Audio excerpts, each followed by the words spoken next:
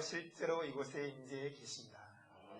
전국과 전 세계에서 이 방송을 보고 계시는 성도 여러분, 지금 앉아 계시는 그 자리에 성령님께서 생수의 강으로 임재해 계십니다. 오늘은 이 창세기 12장을 통해서 주님의 음성을 듣도록 하겠습니다. 12장 1절에서 9절까지는 아브라함에게 가나안 땅을 주시겠다는 하나님의 약속과 아브라함의 순종을 이야기하고 있습니다. 그리고 10절에서 20절까지는 아브라함이 애굽으로 내려간 사건을 이야기하고 있습니다. 여호와께서 아브라함에게 말씀했습니다. 너는 너의 본토 친척 아비 집을 떠나 내가 너에게 지시할 땅으로 가라. 내가 너로 큰 민족을 이루고 너에게 복을 주어 너의 이름을 창대케 하리니 너는 복의 근원이 될 것이다. 너를 축복하는 자에게는 내가 축복을 하고 너를 저주하는 자에게는 내가 저주를 내릴 테니 땅의 모든 족속이 너를 인하여 복을 얻을 것이다 라고 했습니다. 이 아브라함이 여호와의 말씀을 쫓아갔습니다. 롯도 그와 함께 갔고 아브라함이 하란을 떠날 때 그 나이는 75이었습니다. 아브라함이 그 아내와 사라와 조카 롯과 하란에서 모은 모든 소유와 얻은 사람들을 이끌고 가나안 땅으로 갔는데 마침내 가나안 땅에 들어갔습니다. 아브라함이 그 땅을 통과하여 세겜 땅 모래 상수리 나무에 이르렀는데 그때 가나안 사람이 그 땅에 거하고 있습니다. 하나님께서 아브라함에게 나타나 말씀했습니다. 내가 이 땅을 너와 너의 자손에게 주겠다. 그가 자기에게 나타나신 여호와를 위해서 그곳에 단을 쌓고 거기서 베델 동편산으로 옮겨 장막을 치는데 선은 베델이요 동은 아이였습니다. 그가 그곳에서 여호와를 위하여 단을 쌓고 여호와의 이름을 불렀습니다. 그리고 점점 남방으로 옮겨갔습니다. 하나님께서 아브라함을 불러서 그가 그 말씀을 듣고 갈대우를 떠나 새로운 곳으로 옮길 때 이 갈대우르는 오늘날 런던과 같고 뉴욕과 같은 세계 무역의 중심지요 혼잡한 상업의 중심지였으며 고도로 발달된 물질과 지적 문명을 누리는 곳이었습니다. 예술, 의학, 사법제도가 세계에서 제일 발달한 곳이었으며 조잡한 우상 숭배가 가득한 곳이었습니다. 우리는 지난번에 바벨탑 사건을 통해서 그 바벨탑에 나나라고 부르는 달신을 섬기는 제단을 만들려고 했던 사건을 기억하고 있습니다.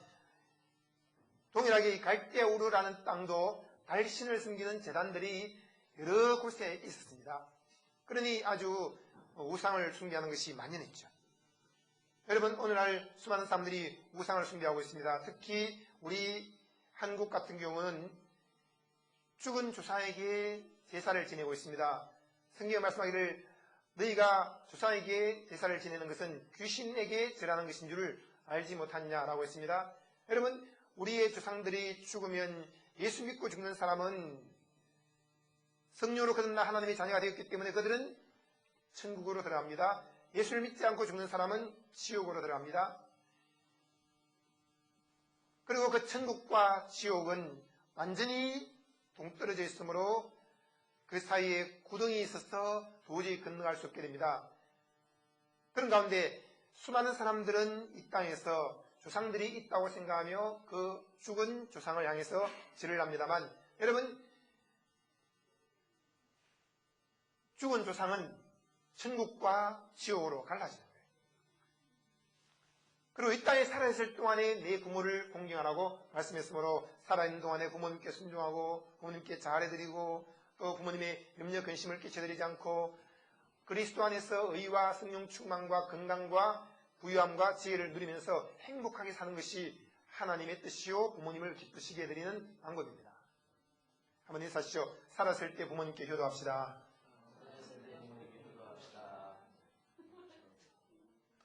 여러분, 그리고 이 죽은 사람에게 절을 하는 것은 그것은 우상을 숭배하는 것이라고 말씀하고 있습니다.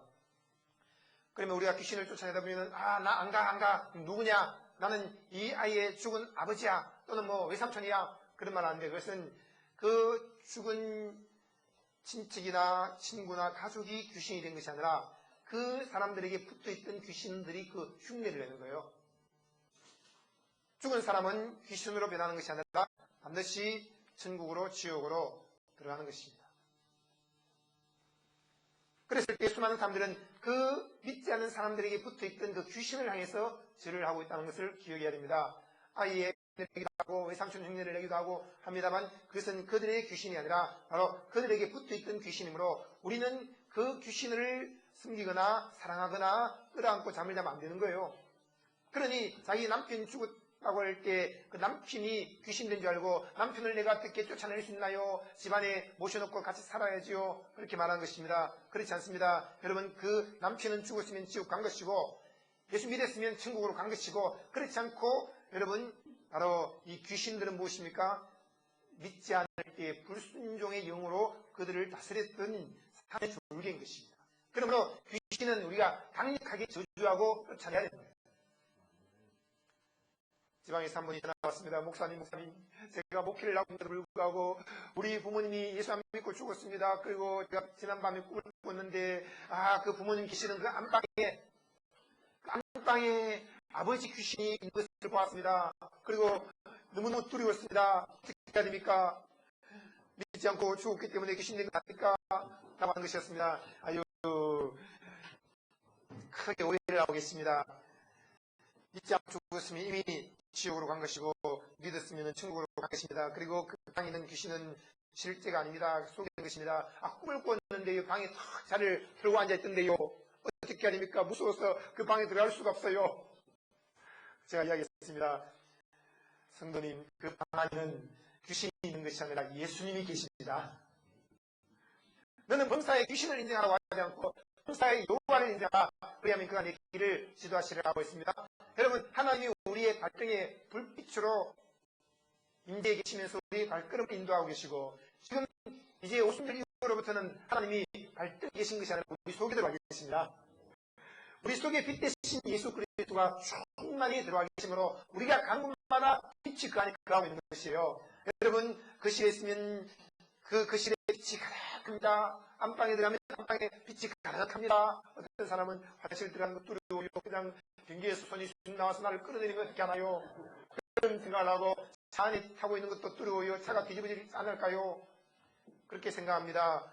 그리고 나는 제사 지내는 곳에 잎이 서 있었는데 귀신이 나에게 붙지 않았을까요? 또는 무덤에 가서 그냥 같이 서 있었는데 귀신이 나에게 붙지 않나요? 그리고 병원에 들어가면 거리는데 귀신이 나를 따라오지 않나요?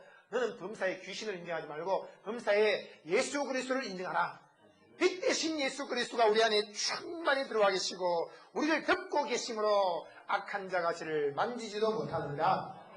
여러분, 귀신은 우리를 따라오지도 못하고 우리를 만지지도 못합니다. 언제 우리에게 붙어서 역사합니까? 의심할 때, 예수를 인정하지 않고 귀신을 인정할 때, 세상이 크다고 인정할 때, 그때 귀신은 우리를 속이고 우리에게 붙어서 우리를 괴롭히는 것입니다. 예수 그리스도를 구주로 믿는 사람들은 귀신이 그 속에 들어오지 못하고 그에게 붙들 수 있습니다. 왜? 의심을 하거나 두려워할 때는 붙들 수 있는 거예요. 붙어서 우리를 속이는 것입니다. 그러나 예수 이름으로 꾸짖으면 떠나가 버리고 예수님을 부르기만 해도, 누구든지 주의 이름을 부르기만 해도 구원을 얻고 주의 이름을 부르기만 해도 빛이 역사함으로 어둠은 떠나가 버립니다.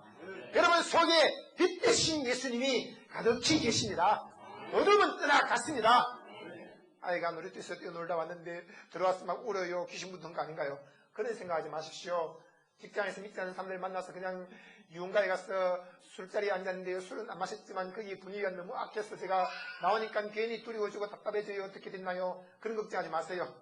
여러분, 혹시 또 죄를 지었다 할지라도 회개하면 되는 것이고, 그리고 우리가 죄를 짓지 않았는데 불신자들과 잠깐 대화를 나눴다고 해서 귀신이 붙거나 우리 속에 들어오는 것이 아니라는 것을 알아야 됩니다. 여러분, 수많은 우상을 숭배하는 것은 그 우상 배후에 있는 귀신을 숭배하는 것인데, 우리는 귀신을 숨기는 자들이 아니라 우리 안에 계신 예수 그리스도를 숨기는 자들입니다.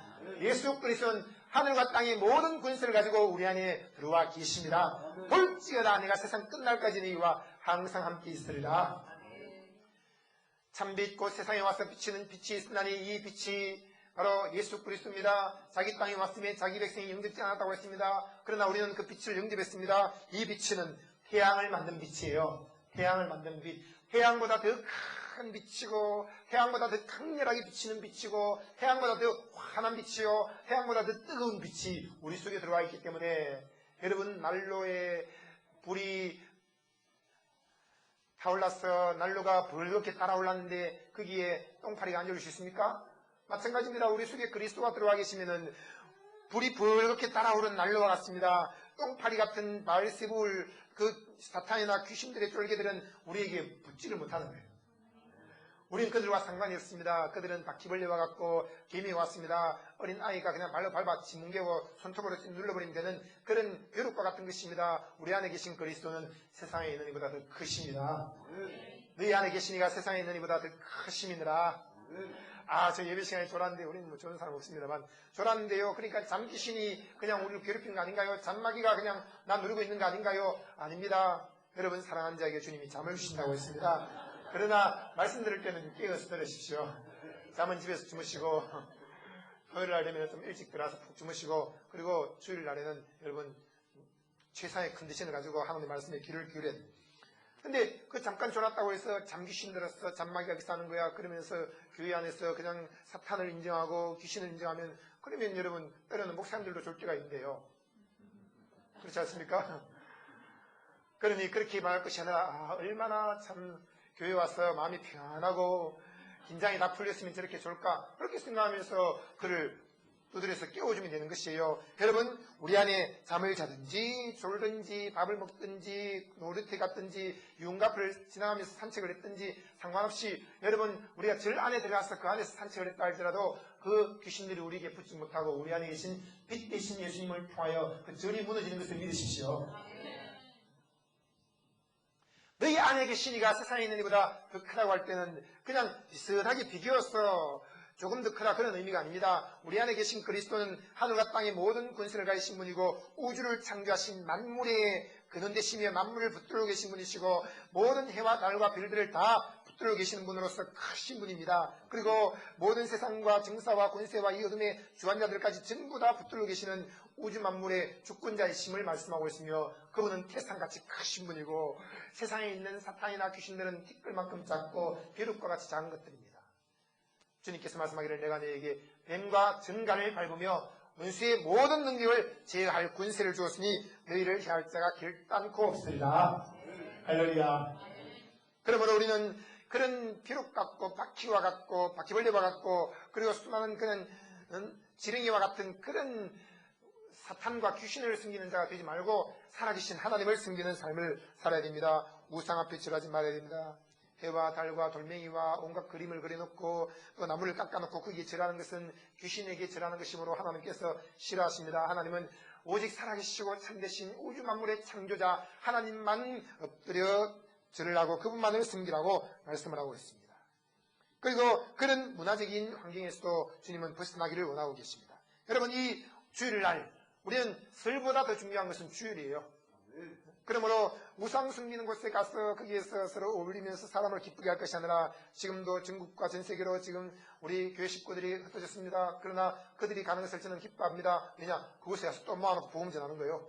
1년에 한 번, 두 번이라도 온 식구들 다 모였으니 목자가 양을 모으는 것처럼 내가 이 집안의 목자로서 이제 1년에 한 번, 두 번 왔으니까 양들은 다 모여라. 온 집안 식구들 다 모아놓고는 이제 그들에게 이 복음을 전하는 것입니다.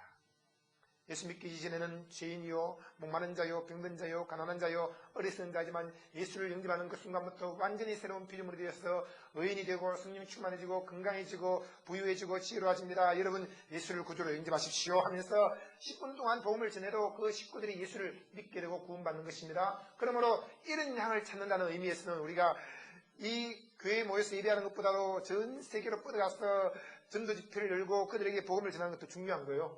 그래서 제가 이 지방으로 간다든지 또 고향 간다고 할 때 허락을 했습니다만 그곳에 가서 우리는 우상을 섬기는 것이 아니라 복음을 전파하는 것입니다.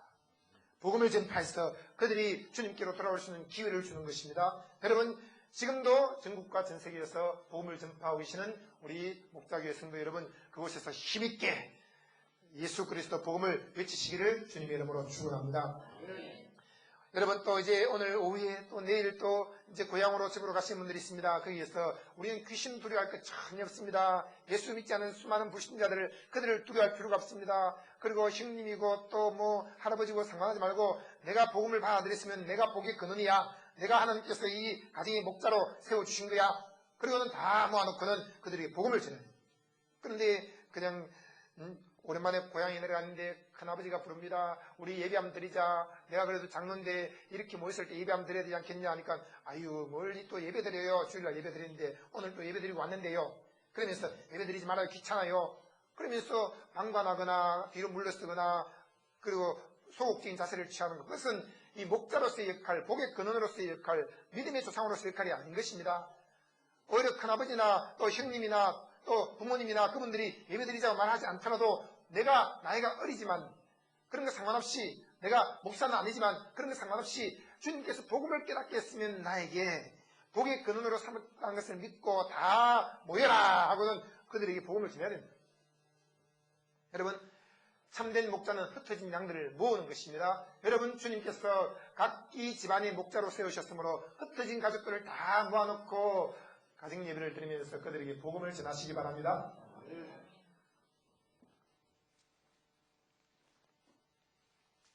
데라의 후예는 이러합니다. 데라는 아브라함과 나홀과 하란을 낳았습니다. 하란은 롯을 낳았습니다. 하란은 그 아비 데라보다 먼저 본토 갈대우르에서 죽었습니다. 아브라함이 이제 그 형제들이 있었지만 그는 하나님께서 아브라함을 불러내셨고 그가 이제 갈대우르를 떠나서 이제 새로운 믿음의 조상으로서의 일을 시작하게 되었습니다. 사례는 인기하지 못함으로 자식이 없었는데 하나님께서 아브라함에게 본토 친척 아버지 집을 떠나라고 했을 때 이 아브라함은 절반 정도는 순종을 했습니다. 본토를 떠났습니다. 그리고 집을 떠났습니다. 그런데 친척을 떠나지 않았고 아비를 떠나지 않았습니다. 그래서 11장 31절 보시면 데라가 그 아들 아브라함과 하란의 아들 그 손자 롯과 그 자부 아브라함의 아내 사례를 데리고 갈대아 우르에서 떠나 가나안 땅으로 가고자 하더니 하란에 이르러 그 이후하였으며 데라는 205세를 향하고 하란에서 죽었다고 하는데 이 11장 26절에서 32절까지는 그런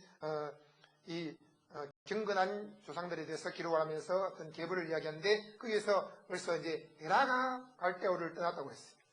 그러니 아브라함이 하나님의 음성을 듣고 떠나긴 떠났는데 아버지 데라를 모시고 떠나고 그리고 조카 롯을 데리고 떠나고 이 아브라함은 굉장히 정이 많은 사람입니다. 그런데 어떻게 내가 아버지를 놔두고 떠날 수 있는가? 어떻게 조카 롯을 놔두고 떠날 수 있는가? 불쌍하지 않는가? 배가 돌아가지 않는가? 그 생각이 다 들고 떠났습니다. 그래서 그러면 순종을 하고 있었고 그래서 믿음으로 그가 발걸음을 뗐기 때문에 하나님께 믿음을 얻었다고 얘기했습니다. 그런 우리는 하나님의 음성에 적극적으로 순종하시기를 바랍니다. 아브라함이 그렇게 했으니까 나도 그렇게 했는데 그게 아니라 아브라함은 본토 친척 아버지 집을 다 떠나지 못했지만 나는 다 떠날 거야 라고 생각하고 주님 부르시면 믿음으로 과감하게 무리를 첨벙첨벙 걷는 것처럼 우리는 주님과 함께 움직여야 되겠습니다. 그리고 하나님께서 모든 것을 복주시겠다라고 약속했습니다. 내 스스로 무엇인가 이루는 것은 아무것도 없어요. 내가 너에게 큰 민족을 이루게 하겠다. 내가 너에게 복을 주겠다. 내가 너의 이름을 창대하게 만들어주겠다. 내가 너를 복의 근원으로 세워주겠다. 내가 너를 축복한 자에게는 복을 주고 내가 너를 저주한 자에게는 저주하겠다. 7가지의 약속을 하셨는데 이것은 아브라함에게 무엇인가 하라고 한 것이 아무것도 없었습니다. 오직 하나님이 그 7가지를 다 해주시겠다라고 약속한 것입니다. 여러분 목자가 다 필요한 것들을 양에게 챙기는 것이지 양이 무엇인가 챙겨야 될 게 없어요. 제가 조금 전에도 이 주원이를 참고 있으면서 한 성도님에게 이야기했습니다. 이 주원이가 해야 될 게 아무것도 없잖아요. 그냥 안기만 있으면 되고 입혀주죠. 전물 주죠. 신발 신겨주죠. 기지개 깔아주죠. 그냥 조금만 앵앵하면 그냥 사람이 보다 싶어서 안겨주죠. 다음 결까지 다 챙기는데 누가 챙깁니까? 주원이의 목자리는 어머니 아버지가 챙겨요. 제가 그래도 이어서 말했습니다. 우리도 주님 부르실 때는 양이 별로 우리 스스로 무엇인가 챙겨야 할 것이 아무것도 없습니다. 목자리신 주님이 다 챙기십니다. 여러분 목자리신 주님께서 우리 교회의 모든 필요함들을 다 챙기십니다.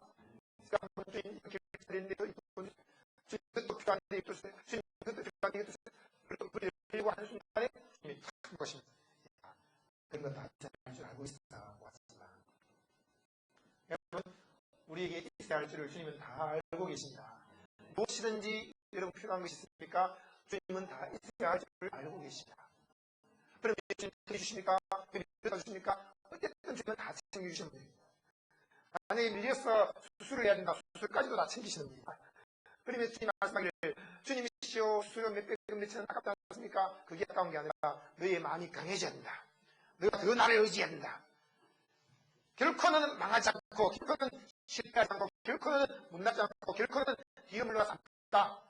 오직 주님만 보고 여호와는 나의 목자이심으로 내가 부족함이 없으로다 하는 그 믿음의 고백만 하면서 계속 앞으로 전진하라 라고 말씀하시는 것입니다. 그래서 다윗은 사망의 엄청난 골짜기를 지났습니다. 또 그 아들의 공격을 받아서 도망을 다니기도 했습니다. 사울 왕이 그를 죽이려고 창을 던지기도 했습니다.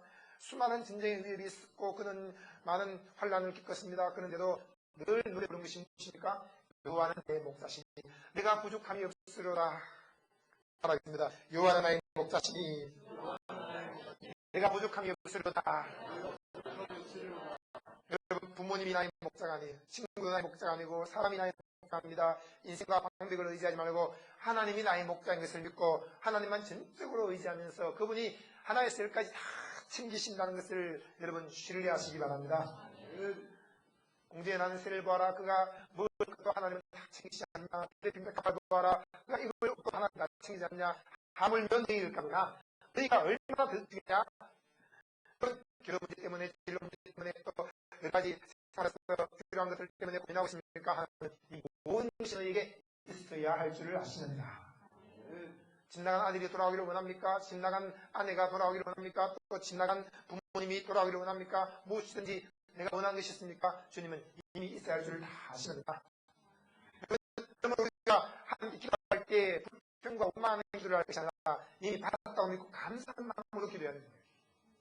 아무것도 염려하지 말고 오직 모든 일에 기도와 간구로 구할 것을 감사함으로 하라고 말씀을 하고 있습니다. 여러분, 모든 것을 감사함으로 하고 하나님께서 해주시겠다라고 약속했으면 반드시 그 약속을 이루시는 것을 믿으시기 바랍니다.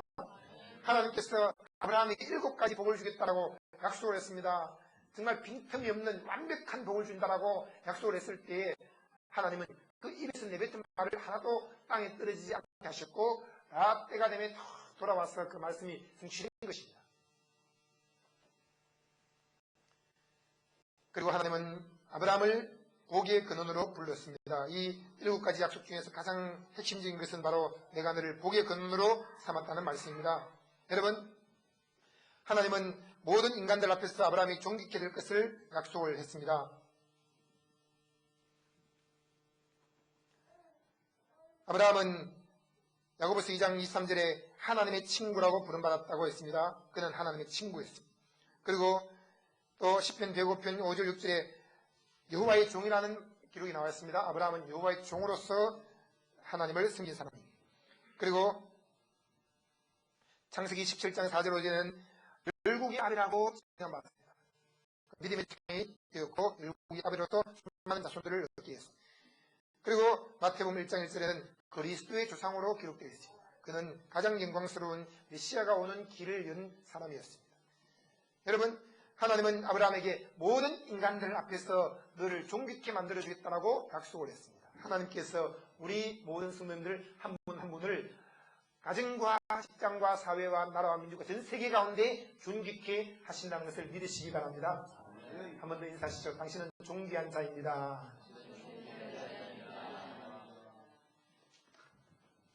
그리고 아브라함을 복의 근원으로 말씀했을 때는 그에게 먼저 하나님께서 복음을 전해주었습니다. 갈라디아 3장 8절에서 14절에 보시면 하나님께서 아브라함에게 복음을 주셨다라고 말씀을 했습니다. 갈라디아 3장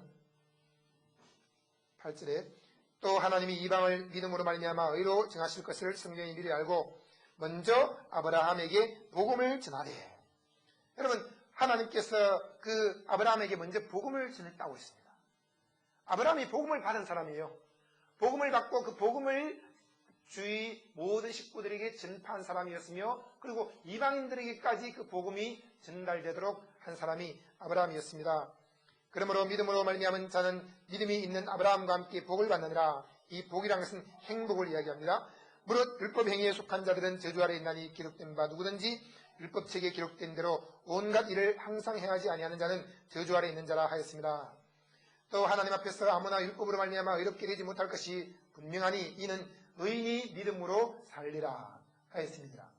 율법은 믿음에서 난 것이 아니라 이를 행하는 자는 그 가운데서 살리라 하였으니 그리스도께서 우리를 위하여 저주를 받은 바 되사 율법의 저주에서 우리를 속량하셨으니 기록된 바 나무에 달린 자마다 저주 아래 있는 자라 하였습니다. 이는 그리스도 예수 안에서 아브라함의 복이 이방인에게 미치게 하고 또 우리로 하여금 믿음으로 말미암아 성령의 약속을 받게 하려 함이니라 라고 했습니다. 여러분, 이 아브라함은 믿음으로 말미암아 의로워진다라는 이 복음을 받는 사람이에요.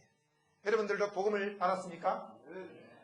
여러분 속에 예수 그리스도가 들어가기 시작하는 것은 바로 예수 그리스도 자신 복음입니다. 그래서 성경 말하기를 그리스도 복음이다 라고 했습니다. 따라합니다. 내 안에 계신 그리스도가 복음이다. 여러분 속에 그리스도 복음이 가득합니다. 여러분 이 복음은 무엇입니까? 율법의 행위로 말미암아서 의로워질 자가 없다는 거예요. 율법의 행위를 통해서는 성령 충만을 못 받는다는 것입니다. 오늘날 수많은 교회들이 여러 가지 프로그램을 쓰고 있습니다. 그 프로그램들은 거의 다 비슷비슷합니다. 그런데 그 프로그램이 사실 성경에서 나온 것들이 많이 있고 건전하고 유익한 것들이 많습니다. 그것을 통해서 교회가 수천 명, 수만 명으로 부흥되기도 합니다. 그런데 중요한 것은 이 그릇은 비슷비슷한데 내용물이 다른 거예요. 내용물. 사람들은 내용물을 보지 않고 그릇만 보고서 그것을 판단하는 경우가 많습니다. 그릇은 비슷비슷해요. 아, 여기도 구역 모임하고 저기도 세일 그룹하고 뭐 하는구나. 비슷비슷해 보입니다. 여기도 청동원 전도단체하고 저기는 또 청동원 전도주의를 하네. 비슷비슷해 보입니다. 그런데 중요한 것은 그 입에서 나오는 메시지의 내용을 들어야 되는 것입니다. 그 내용이 뭐냐? 복음이냐 아니면 율법이냐? 이것을 정확하게 분별해야 되는데 사람들은 겉으로 드러난 건물이 참 멋있구나 아니면 또 성가대가 참 노래를 잘하는구나 또는 뭐 프로그램이 참 좋구나 이야 정말 큰 축제를 벌이는구나 그런 걸 생각하면서 그게 혹할 수 있는데 중요한 것은 무엇입니까? 우리 속에 계신 그리스도를 통해서 영을 분별해야 된다는 것입니다. 분별하되 주님은 건물을 분별하라 행사를 분별하라 프로그램을 분별하라 그런 말씀하지 않았습니다. 무엇을 분별하라고 했습니까? 영을 분별하라. 영을 분별할 때 이것이 하나님께로부터 온 영인지 아니면 세상으로부터 온 영인지를 분별하는데 여러분 바로 성령은 우리에게 복음을 깨닫게 하시고 세상의 영들은 무엇을 깨닫게 합니까? 율법을 깨닫게 해서 자꾸 율법주의로 빠지게 만드는 거예요. 구원 얻는 것 예수를 믿는다고 해서 구원 못 얻어. 우리가 불공을 많이 들이면 구원 얻는 거야? 아니면 동굴 속에 들어가서 돌을 닦으면 구원 얻는 거야? 아니면 땅을 파고 들어가서 목만 내밀고 뜨거운 태양빛을 맞으면 구원 얻는 거야? 아니면 몸을 뻘거벗은 채로 바늘을 몸에 찔러서 나무에 거꾸로 매달려 있으면 구원 얻는 거야? 온갖 행위를 다 말하면서 그런 율법의 행위를 통해서 구원 얻는다라고 가르치는 것이 모든 이교도들입니다. 그리고 교회 안에도 이런 것들이 들어와서 예수 믿는다고 구원 받나? 아니야. 착한 일만 해야 구원 받는 거야? 아니면 어떤 예식을 치러서 그 8단계 예식을 거쳐야지만 구원 얻는 거야? 그런 식으로 가르치는 것입니다. 여러분 우리 주위에는 그런 이교도들이 그런 식으로 하고 있습니다. 그렇게 해서 노래를 많이 부르면은 그 노래를 통해서 천국으로 밀어넣고 예식을 8단계를 거치면은 그 8단계 예식을 통해서 천국으로 밀어넣는 거야. 뭐 그런 식으로 목탁을 누리면 그 목탁 소리를 통해서 극락으로 밀어넣는 거야. 뭐 그런 식으로 가르치는 거죠. 이것들이 전부 다 잘못된 교리인 것입니다. 여러분 그런 인간의 율법적인 행위를 통해서 구원 얻을 수 없으며 오직 예수 그리스도를 믿음으로만 구원을 얻습니다. 율법의 행위로 말미암아 구원 얻을 육체가 한 사람도 없으므로 하나님께서 한 의를 예비하셨으니 곧 예수 그리스도 하나님의 아들을 이 땅에 보내어서 우리 대신 모든 죄와 저주를 짊어지고 십자가에서 피 흘려 죽게 했습니다. 그리고 나무에 달리신 그 예수 그리스도 그분은 우리 죄를 인하여 십자가에 내어준 바이었고 그분이 죽은 지 사흘 만에 부활했습니다. 우리의 의롭다함을 위해서 부활하신 것입니다. 그러므로 누구든지 주 예수를 믿으라. 그러면 너와 내 집이 구원을 얻으리라 라고 했습니다. 내 죄를 짊어지고 죽으셨다가 나의 의를 위해서 부활하신 예수 그리스도 죄가 없는 하나님의 아들 예수 그리스도 그 예수 그리스도를 믿을 때에 죄를 사함받고 성령으로 거듭나 하나님의 자녀가 되고 구원을 얻습니다. 여러분 예수를 구주로 믿으시면 아멘 하시기 바랍니다. 여러분 구원 얻었으면 아멘 하시기 바랍니다. 아직까지 예수를 구주로 믿지 않는 이 방송을 보고 계시는 분들이요 지금 그 자리에 하나님의 영이 임재해 계십니다. 지금 마음을 활짝 열고 나는 죄 가운데 있구나 목말라 견딜 수가 없구나 나는 병과 가난과 어리석음 가운데 있구나 내가 지금 이 시간에 예수 그리스도 하나님의 아들을 문을 활짝 열고 영접을 해야 되겠구나 그리고 내가 예수를 믿을 때 성령으로 거듭나며 그리고 성령으로 거듭나는 순간에 나의 죄는 사라지고 의로워지며 목마름도 사라지고 생수의 강이 흘러 넘치게 되며 그리고 병도 사라지고 건강해지고 가난도 사라지고 부유함을 누리게 되고 어리석음도 사라지고 지혜를 누리며 살게 되는구나. 내 안에 천국이 임하는구나 하는 것을 깨닫고 여러분 지금 이 시간에 예수를 구주로 영접하십시오. 예수님을 구주로 믿습니다. 내 마음을 활짝 열고 예수님을 영접합니다. 이렇게 한마디만 고백하면 그 순간에 믿음으로 말미암아 구원을 얻습니다.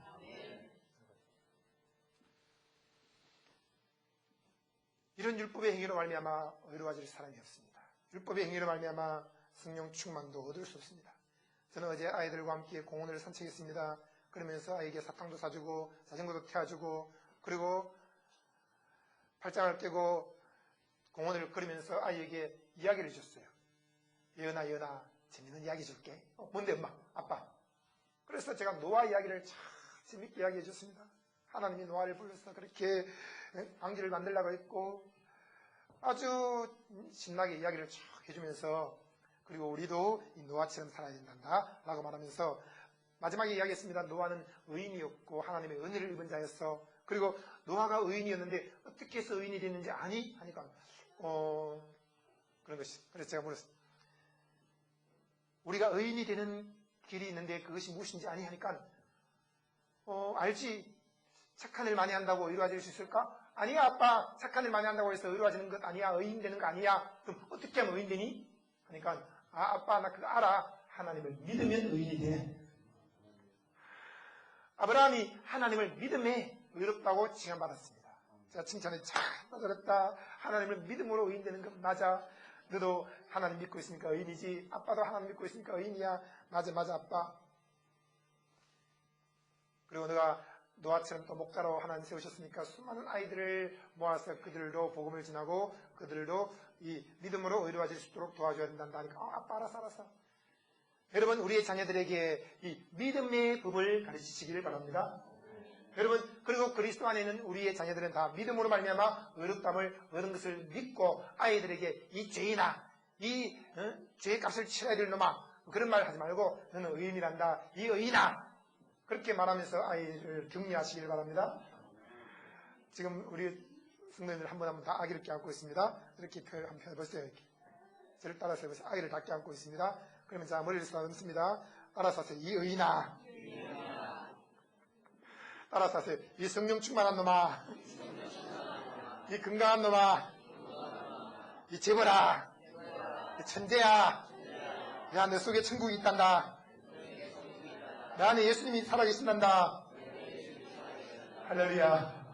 이것이 복을 아이에게 선포하는 것입니다. 복의 근원으로 불렀다고 했습니다. 여러분 믿음으로 말미암아 의로워진 사람은 행복합니다.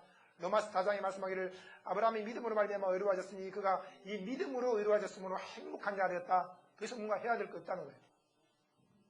의로워졌기 때문에 의인답게 살아가기만 하면 되는 것이에요.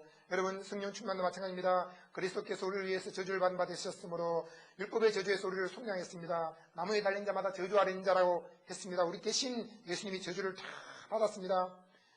왜 그렇게 됐습니까? 우리의 양손과 양발로 뭘 하지 말라는 거예요. 양손과 양발로 뭘 해서 의로워지거나 뭘 해서 성령 충만해지는 게 아니라는 것입니다. 여러분 우리는 무릎을 꿇고 기도합니다. 손 모으고 기도합니다. 손을 들고 찬송을 부릅니다. 그것은 성령 충만해지기 위해서 그렇게 하는 게 아니에요.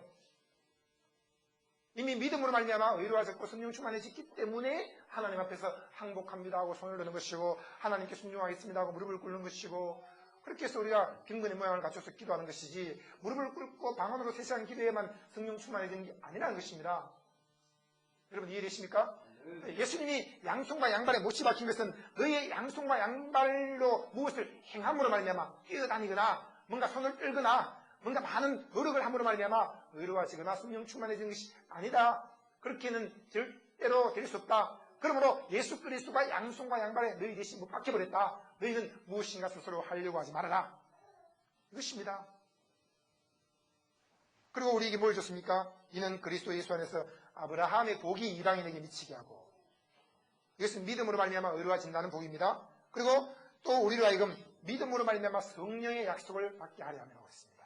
여러분 성령을 받는 것, 성령 충만해지는 것은 믿음으로 받는 것이지 손과 발로 땀을 흘린다고 해서 받는 게 아니에요. 여러분, 오늘날 수많은 사람들이 말합니다. 여러분, 성령 충만 받기 위해서는 무릎이 깨질 정도로 7시간 기도해야 됩니다. 또 손이 그냥 팔이 떨어져 나갈 정도로 3시간 동안 손 들고 있어야 됩니다. 그리고 목에서 피가 날 정도로 고리고리 고함을 질러야 됩니다. 라고 말하는데, 그런 행위를 통해서 성령 충만 얻을 수 없습니다. 성령 충만하기 때문에 크게 부르짖을 수 있고, 두 손 들고 찬양하고 기도할 수 있고, 무릎을 꿇고 주님께 엎드려서 간구할 수 있습니다. 그러나 성령 충만 받기 위해서 하는 것은 아니에요. 믿음으로 이루어진 것처럼 믿음으로 성령 충만 받았습니다.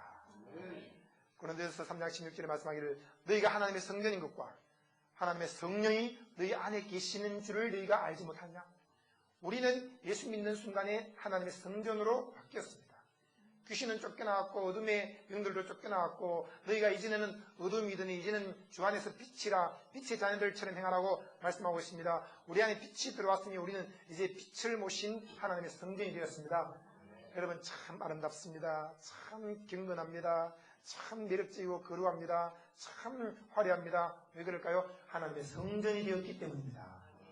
여러분 이 건물도 성전이라고 우리 말하잖아요. 그런데 성전에 꽃도 있고 또 조명도 있고 또 깨끗하게 청소도 하고 장식도 하니까 얼마나 예뻐요. 여러분 만약 창고 같은 데 들어와서 예배드리면 그래도 괜찮죠. 그렇지만은 기왕이면 성전은 아름답게 꾸며야 된다고 해서 커튼도 치고 좋은 그림도 걸고 그렇게 하지 않습니까? 마찬가지예요. 우리 몸이 하나님의 성전이기 때문에 우리가 좋은 옷을 입고 화장도 깨끗하게 해서 정리도 하고 머리도 빗고 그렇게 해서 우리 몸 하나님의 성전인 우리 몸을 위해서 투자하는 것은 결코 그것은 사치도 아니고 낭비도 아니에요. 여러분 사실 이 교회 안에다가 금을 깔아놓아도 사람들은 하나님의 전이기 때문에 괜찮다라고 말할 수 있습니다. 솔로몬 성전이 금칠을 했잖아요. 그러나 우리는 금수하게 사는 것을 보여주기 위해서 그렇게까지는 하지 않더라도 여러분 우리가 교회를 깨끗하게 꾸미고 그냥 좋은 것으로 장식을 하고 꾸며놨을 때 오는 사람마다 좋다고 말하지 나쁘다고 말하는 사람은 없어요. 기왕 건물에 들어가더라도 좋은 건물 들어가고 싶고 그런 것처럼 우리 몸도 하나님의 성전이기 때문에 할 수만 있다면은 여러분 머리끝에서 발끝까지 금치는 안 하더라도 우리가 자기를 아주 매력적이고 아름답게 깨끗하게 단정하게 가꾸는 것은 그것은 하나님이 기뻐하십니다. 냄새 풀풀 풍기고 일주일 동안 씻지도 않고 그냥 말뚝에 때가 잔뜩 끼어있고 그리고 양말도 다 떨어진 거 신고 다니고 그러면서 나는 하나님의 성전이야 그렇게 말하지 말라는 거죠. 여러분 하나님의 성전답게 멋있게 품위 있게 세련되게 그리고 거룩한 모습으로 자신을 잘 꾸미시기 바랍니다. 그리고 성경에 말씀합니다. 너희 안에 성령님이 계신다고 했습니다. 여러분 우리 속에 성령님이 실제로 살아 숨쉬고 계십니다. 조금 들어와 계신 것이 아니라 아마존 강처럼 생수의 강으로 가득히 들어와 계십니다.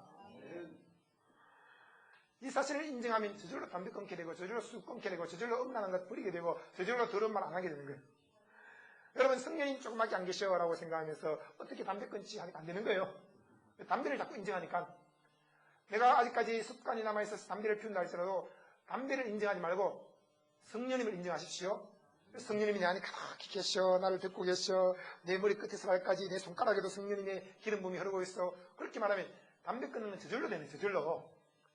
여러분 저절로 끊을 때까지 성령님만 인정하십시오. 저절로 끊을 때까지 술 대신 새술 대신은 성령님만 인정하십시오. 그런데 우리는 자꾸 술을 인정하고 담배를 인정하니까 그 인정하는 것이 더 세력을 발휘하고 더 기승을 부리면서 좋아 나를 인정하니까 내가 자리 잡아야 되겠어. 난 절대로 떠나가지 않을 거야. 담배가 항상 손에 물려 있는 거예요. 술이 항상 내 앞에 놓여 있는 겁니다. 여러분 술이 있다 할지라도 성령님을 인정하면 저절로 술을 끊게 되고 술이 꿀질 나게 되고 담배를 저절로 안 피우게 되는 것입니다. 여러분 이 음란 어떻게 하면 이기지 그런 거 생각하지 마세요. 음란을 그냥 아예 무시해버리고 성령님만을 인정하라는 거예요. 성령님만을.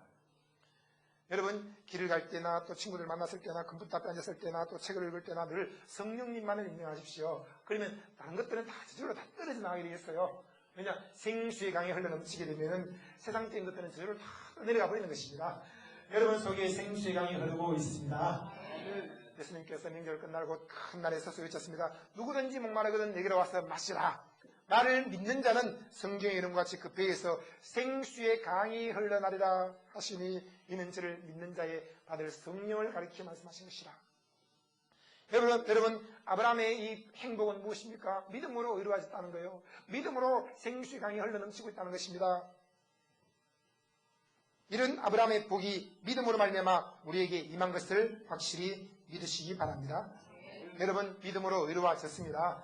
믿음으로 생수의 강이 흘러넘치고 있습니다. 성령 충만하십니다. 성령님이 여러분 듣고 계십니다. 너무 신나지 않나요? 이것이 행복한 것입니다. 이루어지기 위해서 몸부림치는 사람들을, 성령 충만해지기 위해서 밤낮없이 고행하는 사람들을, 그 사람들은 행복할 수가 없는 거예요. 그런데 예수 믿고도 불행하게 살다가 죽으면 천국은 가지만 이 땅에서의 삶은 빛과 소금의 삶을 전혀 살지 못하고 사람들에게 짓밟히고 사람들에게 조롱을 당하는 것입니다. 믿음으로 사는 사람들은 모든 사람들에게 존귀의 여김을 받는다라고 성경은 약속하고 있습니다.